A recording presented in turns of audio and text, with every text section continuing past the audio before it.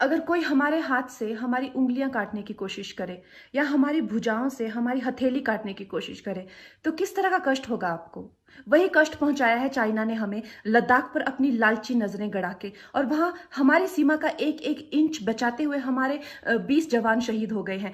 क्या भूल पाएंगे आप उनकी माओं के आंसू, उनकी विधवाओं की चीखें और उनके बच्चों के दिए हुए बलिदान को?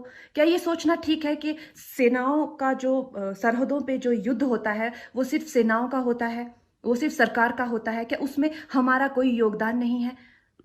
क्या हम भूल गए वो वक्त जब महात्मा गांधी जी ने कहा था अगर अंग्रेजों की रीढ़ तोड़नी है भारत में तो उनके बनाए हुए हर उत्पादन का बहिष्कार करना पड़ेगा?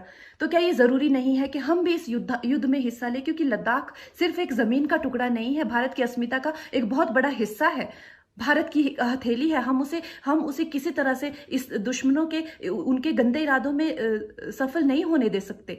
तो क्या हम लोगों को इसमें हिस्सा नहीं लेना चाहिए कि जो चाइनीज जितनी भी गुड्स हैं, जितने भी उनके प्रोडक्ट्स हैं, जिन भी कंपनीज में उन्होंने इन्वेस्ट किया हुआ है, उनसे उनको रिटर्न्स आते हैं, रेवेन्यूज आते हैं, ऑर्गेनाइजेशंस हैं, उन सब का बहिष्कार करें ताकि वो उस संपत्ति से जो यहाँ से इंडिया से इकट्ठी करके जाते हैं उस संपत्ति से हथियार खरीद के हमारे सैनिकों के सीने छन्नी करते हैं। तो क्या हम इस युद्ध में हम चाइना का साथ दे सकते हैं? आप बताइए।